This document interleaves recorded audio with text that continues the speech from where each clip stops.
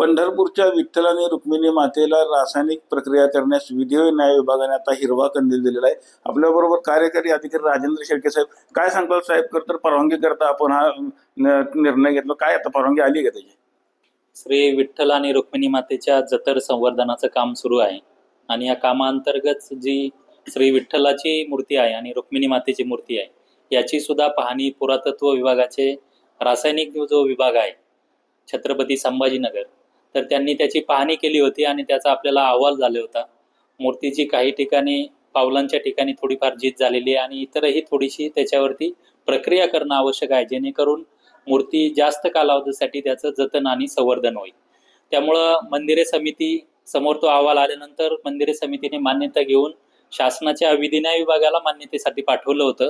शासनाच्या विधी न्याय विभागाकडून त्याला मान्यता आलेली आहे आणि ही मान्यता आली असल्यामुळे आता श्री विठ्ठल आणि रुक्मिणी मातेच्या मूर्तीवरती जी प्रक्रिया करायची आहे त्याचा मार्ग आता मोकळा झालेला आहे। ही प्रक्रिया करत असताना मंदिरे समिती असेल, त्याचप्रमाणे सल्लागार समितीचे सदस्य यांची संयुक्तिक बैठक येत्या 4-5 दिवसांमध्ये माननीय जिल्हाधिकारी महोदय यांच्या अध्यक्षतेखाली होणार आहे। या बैठकीला स्थानिक लोकप्रतिनिधी, त्याचप्रमाणे महाराज मंडळी, वारकरी संप्रदायाच्या संघटना या सर्वांनाच विश्वासात घेऊन पुरातत्व विभागाचे अधिकारी सुद्धा या बैठकीला असतील आणि कशा पद्धतीने ही प्रक्रिया करणार आहेत ते सुद्धा समजावून सांगतील आणि या समितीच्या मान्यतेनंतरच श्री विठ्ठल आणि रुक्मिणी मातेच्या मूर्तीवरती जतन संवर्धनाची प्रक्रिया करण्यात येईल। प्रक्रिया सुरू असताना मंदिर किती दिवस बंद ठेवावं लागणार आहे? पुरातत्व विभागासोबत आमची मंदिरे समितीची बैठक झाली, त्यांच्या सूचनेनुसार साधारणपणे 2 ते 3 दिवस हे पददर्शन आपल्याला बंद ठेवावं लागणार आहे। त्यामुळं ही जी आता बैठक होणार आहे या बैठकीत त्या बाबतीत निर्णय घेतला जाईल। या लेपन प्रक्रियेमध्ये काय वापरलं जाणार आहे?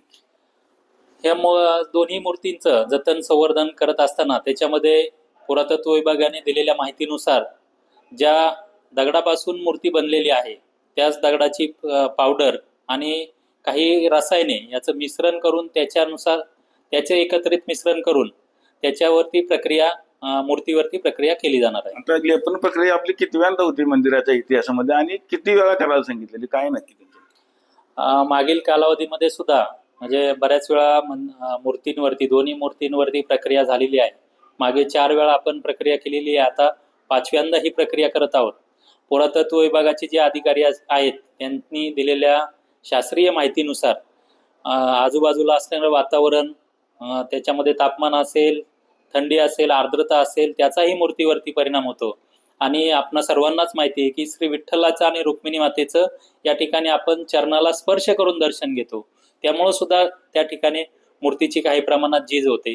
त्यामुळं त्यांनी दिलेल्या सूचनेनुसार प्रत्येक 4 ते 5 वर्षानंतर याची पाहणी करून त्याच्यावरती आवश्यकतेनुसार प्रक्रिया करणं गरजेचं आहे।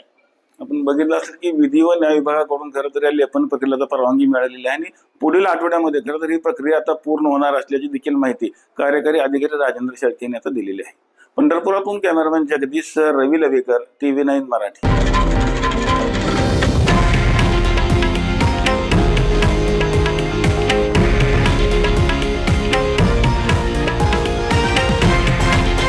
हे आहे देशातील नंबर 1 न्यूज नेटवर्क आणि आपण पाहत आहात TV9 मराठी, एकमेव।